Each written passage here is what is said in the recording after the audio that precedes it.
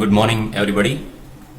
Today we are going to discuss about parallelogram law of forces, which is in mechanics of solid. So let us discuss.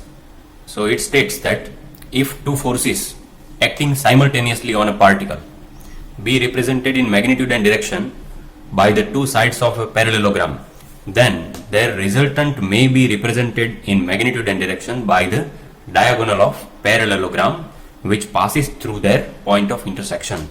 Okay, so to understand this law, let us take for example two forces, force P O to A and force Q O to B. Okay, now the angle between both forces, let us take it as a theta angle. According to this law, it is stated that if two forces acting simultaneously on a particle, this particle, okay, so be represented in magnitude and direction by the two sides of parallelogram. So let us take here parallelogram, for example. Okay, let us take in this way also there is a parallelogram.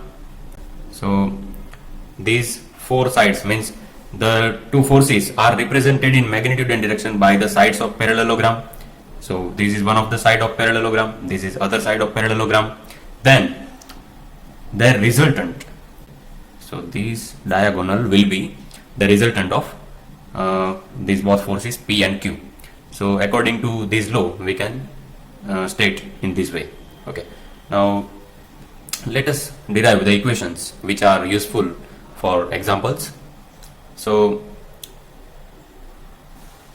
in this figure we have, let us consider triangle ODC. Okay, this point C, let us take this here right angle, let us take this point D, then triangle ODC. Let us think about only this triangle. Then from this triangle we can write OC square will be equal to OD square plus CD square. Okay, now if we see OD here, OD will be equal to OA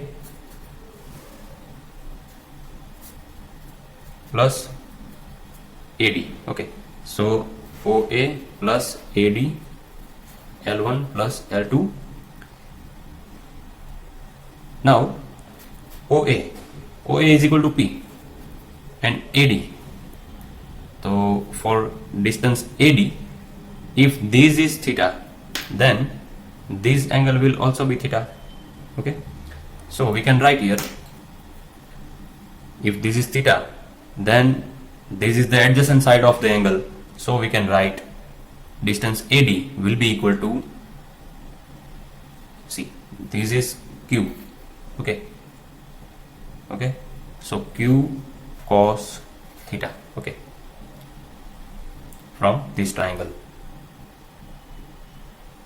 Clear? Okay, now CD will be equal to, this is opposite side, so we can write Q sin theta.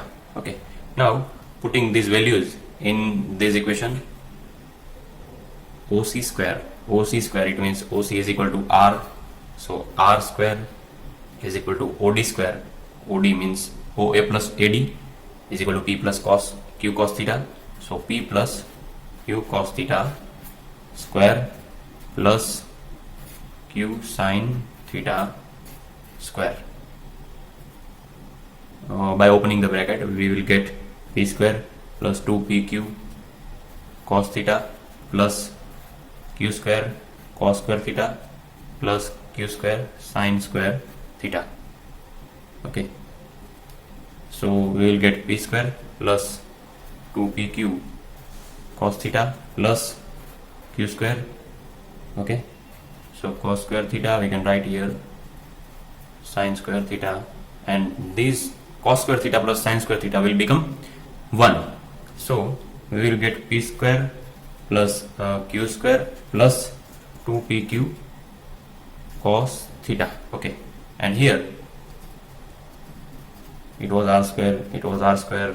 So if we remove square, then these will be under root.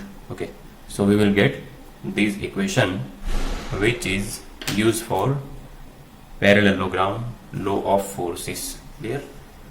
So this is the important equation. Now, to determine the direction of resultant, we will find this angle alpha. So to get alpha, we can write here from triangle ODC, tan alpha will be equal to CD divided by OD.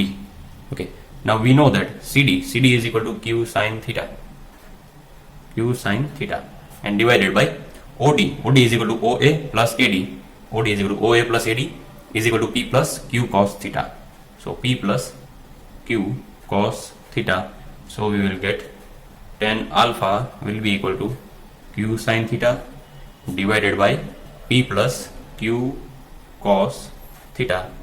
This is also one of the IMP equation. So just remember these both equation, which will be used in some examples of parallelogram law of forces. Okay, we'll see you in next lecture.